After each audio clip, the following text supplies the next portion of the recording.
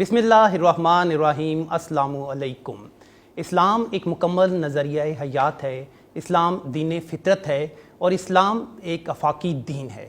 لیکن انسانی تاریخ میں ایک کویسچن جو ہے، ایک سوال ہمیشہ اہمیت کا حامل رہا ہے کہ کیا مذہب جدید تقاضوں پر پورا اترتا ہے؟ کیا بدلتے وقت کے ساتھ ساتھ مذہب بھی تبدیل ہو جاتا ہے؟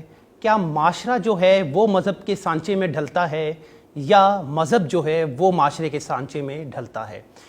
یہ اور بہت کچھ آج ہم جانیں گے۔ ہمارے ساتھ موجود ہیں ہمیشہ کی طرح معلمہ ڈاکٹر نشابہ حسن مراد صاحبہ۔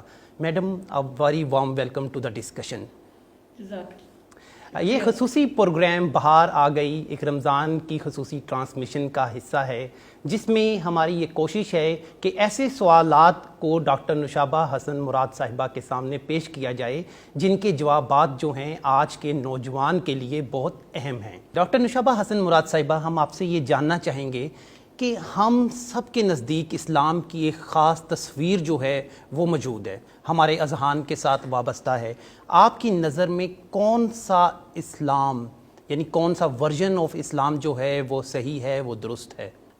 کون سا اسلام صحیح ہے؟ اگر ایک جملے میں جواب دوں تو میرے خیال ہے محمد عربی صلی اللہ علیہ وآلہ وسلم کا اسلام صحیح ہے۔ دراصل میرے دل کو جو یہ بات لگتی ہے کہ ہمیں محمد عربی کا اسلام جو ہے وہ پسند ہے اور وہ محبوب ہے، وہ جامع ہے، وہ اوتھینٹک ہے، وہ جینوئن ہے، وہ صحیح ہے۔ اور کیوں؟ اس لیے کہ قرآن کریم کے ذریعے رسول اکرم صلی اللہ علیہ وآلہ وسلم کی قلب اطہر پر جو کلام نازل ہوا، اس کی اوتھینٹسٹی یا اس کے جینوئن ہونے میں یا اس کے شک و شبہات میں پڑھنے کی کوئی گنجائش نہیں نکلتی۔ رسول اکرم صلی اللہ علیہ وآلہ وسلم ہم سب کے لیے رول ماڈل ہیں، ہم سب عشق کا دعویٰ بھی کرتے ہیں، اور رسول اکرم صلی اللہ علیہ وسلم کی عشق کے دعوے کے اوپر ہم بات بھی کر چکے ہیں اپنی پچھلی ایپیسوڈ میں۔ تو اصل میں دعویٰ تو عشق کا جو ہم نے بات کی تھی، خام دعویٰ ہوگا اگر وہ اطاعت میں نہ ہو۔ رسول اکرم صلی اللہ علیہ وسلم نے اپنی زندگی کے ذریعے، جس کو ہم سنت کہتے ہیں، اور احادیث کے ذریعے جو تصویر رسول اکرم صلی اللہ علیہ وآلہ وسلم نے ہمیں اسلام کی دکھائی، آپ قرآن کریم کا ریفلیکشن تھے، آپ قرآن کریم کی تفسیر تھے۔ تو ہمارے نزدیک ہمیں کسی بھی مسلکوں، طبقوں، تفرقہ بازی یا کچ بحثیوں میں پڑھنے کی ضرورت نہیں ہے۔ دراصل ہمیں اس اوتھینٹک سورس جو کہ قرآن کریم اور حدیث پاک صلی اللہ علیہ وآلہ وسلم ہے، اس سے جڑنے کی ضرورت ہے، اور وہی صحیح اسلام ہے جس کی تصویر ہمیں نظر آتی ہے۔ اب یہ تو کچھ خوبصورت سی باتیں ہو گئیں، کچھ بیسک بات ہو گئی، لیکن دراصل ہم اگر اس کو کوٹ کریں، اور ہمیشہ ہی ہم نے یہ طریقہ رکھا اپنی ان ایپیسوڈز کے اندر بھی، اور میری کچھ یہ عادت بھی ہے جس کی میری پوری کوشش ہوتی ہے کہ میری بساط، میری ہستی کچھ بھی نہیں ہے، ہم تو صرف آگے پہنچا رہے ہیں۔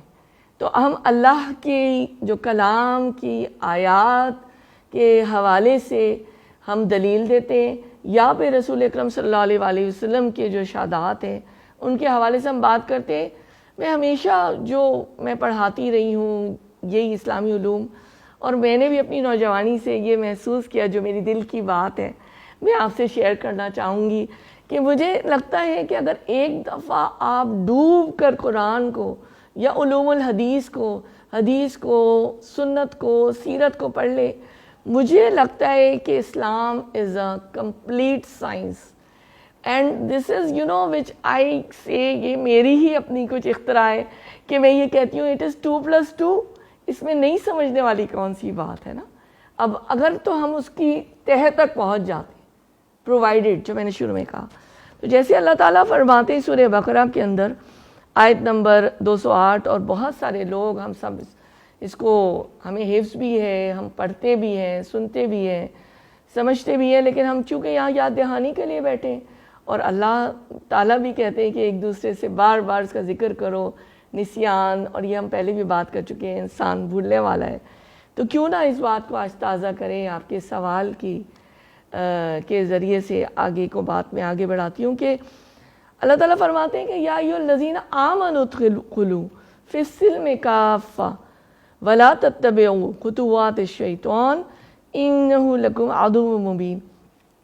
اے ایمان لانے والو، تم پورے کے پورے اسلام میں داخل ہو جاؤ اور شیطان کی پیروی نہ کرو کیونکہ وہ تمہارا کھلا دشمن ہے.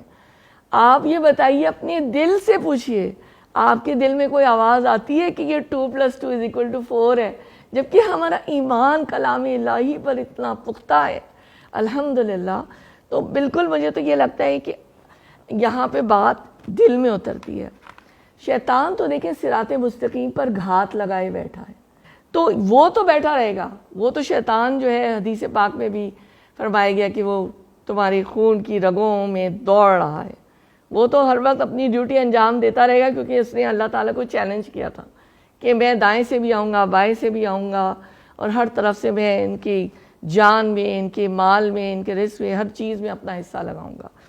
ہم کو کیا کرنا ہے کہ اپنا دل، اپنا دماغ، اپنی روح، اپنی رگوں پہ ہر چیز، اپنا ریشہ، اپنی سوچیں، اپنے تھاٹس، اپنے ایکشنز، ہر چیز کو حوالے کر دینا ہے اللہ کے لیے، اس اسلام کے لیے جو کہ محمد عربی صلی اللہ علیہ وآلہ وسلم کا اسلام ہے. اللہ تعالیٰ ایک اور جگہ بھی فرماتے ہیں سورہ آل عمران کی 19 نمبر آیت میں کہ ان الدین عند اللہ الاسلام. اللہ تعالیٰ یہ ایک آرڈر دے رہے ہیں، جیسے جج کسی ہم کورٹ میں جائیں نا تو وہ جج وہ جو ہے وہ اپنا آرڈر کرتے ہیں، وہ ایک چیز جس سے وہ کہتے ہیں کہ okay please silence in the court, nobody is going to speak, right.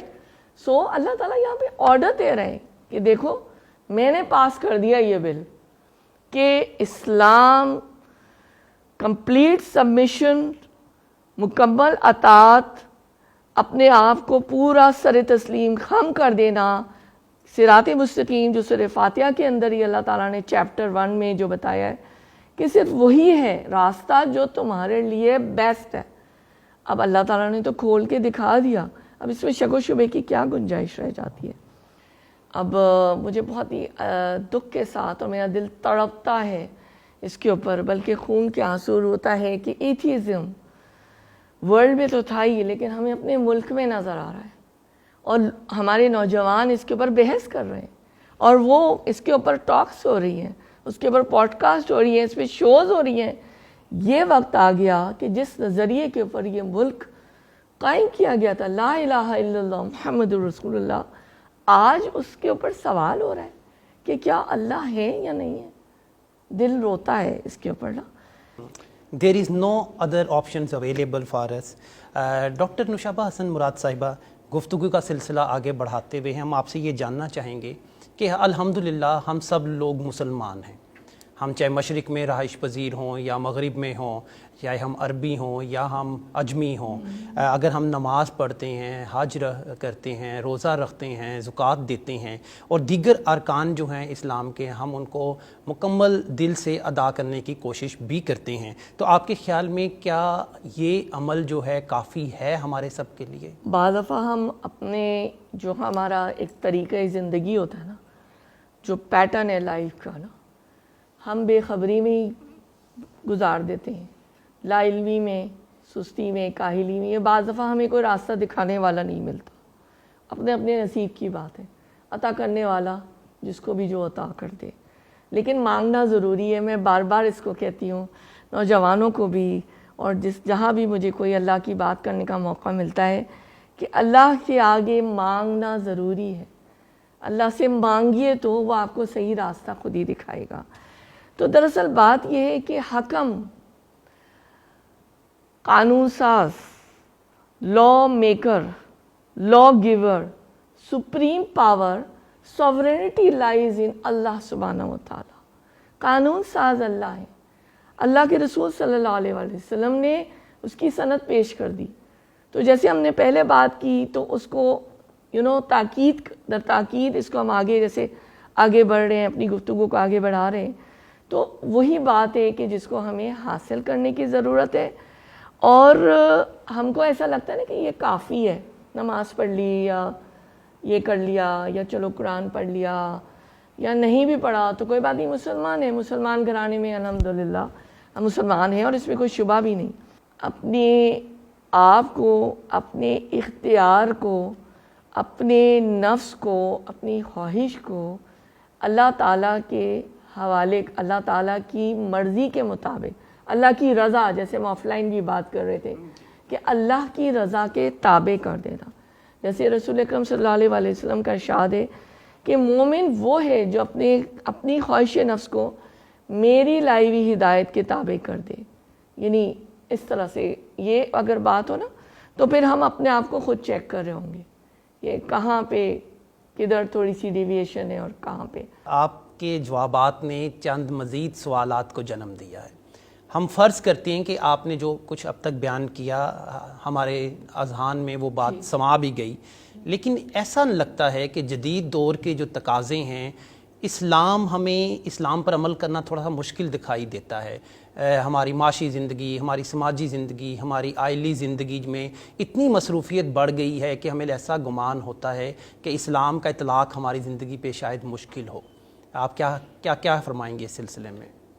جی بالکل، مجھے ایسا لگتا ہے کہ جیسے کہ جو ہمارے سوال ہے نا ایک زنجیر ہے اور کڑیاں سے کڑیاں آگے مل رہی ہیں اور یہ مربوط بھی ہیں آپس میں، کیونکہ یہ ایک ظاہر ہمیں ایک ایسنس جو ہے وہ ہمیں لینا ہے، اور جس موضوع کو ہم نے لیا ہے کہ کون سا اسلام، تو دیکھ لیتے ہیں اس کو۔ میری بہت ہی محبوب آیت، اور اس میں بھی مجھے لگتا ہے پوری سائنس ہے کہ اللہ تعالیٰ فرماتے ہیں سورہ انعام کے اندر، اور یہ 162 اور 163 یعنی آیت ہے، اس کا ایک حصہ میں آپ کے سامنے رکھوں گی، جہاں اللہ تعالیٰ فرماتے ہیں کہ قل ان صلاتی و نسکی و محیای و مماتی للہ رب العالمین لا شریک لہ۔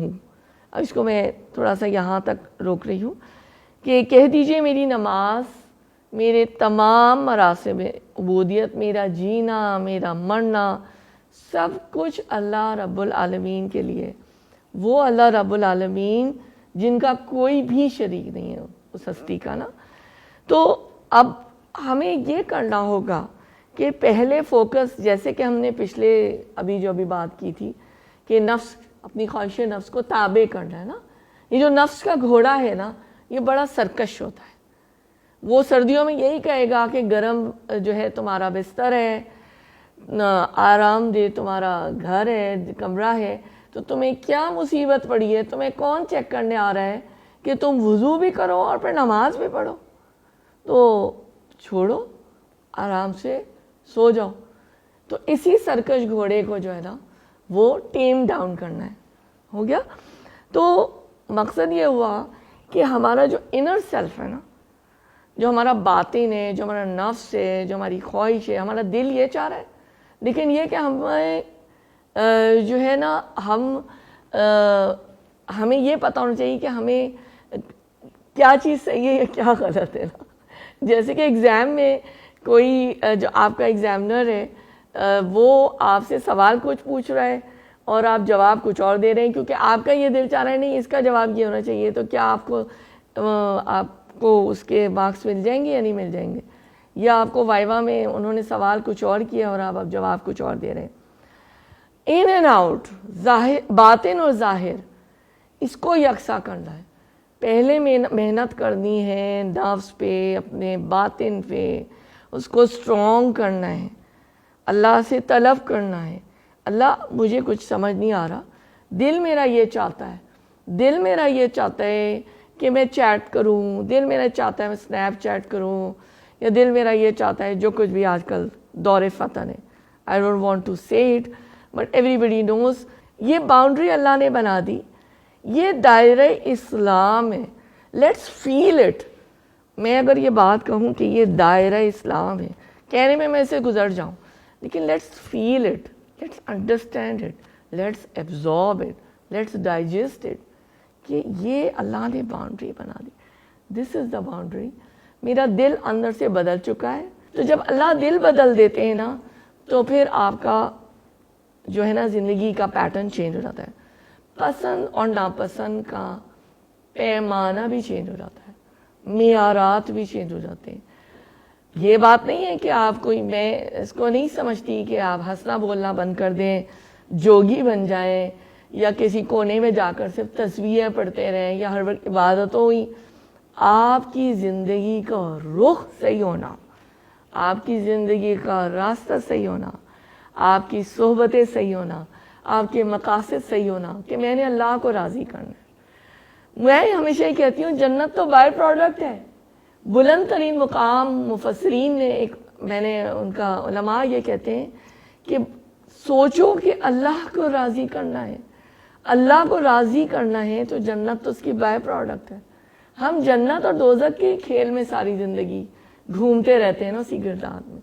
जन्नत तो अल्लाह ताला ने दे ही देनी है, जो दोज़ख से भी जो है ना वो प्रोटेक्शन कर देंगे इंशाअल्लाह। आमीन। यकीनी तौर पे आज जिस मौजू का हमने इंतखाब किया है ये अपनी जहत में एक वसी मौजू है, और इस पे बहुत सी बातें जो हैं वो अभी की जानी हैं, और बहुत से सवालात हैं जो बहुत नागज़ीर हैं जिनका जवाब दिया जाना भी बहुत ज़रूरी है। डॉक्टर नुशाबा हसन मुराद साहिबा हमारे साथ मौजूद हैं, और प्रोग्राम जो है आज इसका मुकम्मल इख्तिताम नहीं हो रहा बल्कि एक पहले हिस्से का इख्तिताम हो रहा है। प्रोग्राम के दूसरा हिस्सा जो है इंशाल्लाह आप कल मुलाहज़ा फरमाएंगे। जब तक के लिए अपने होस्ट अहमद सोहेल नसरुल्लाह को इजाज़त दीजिए।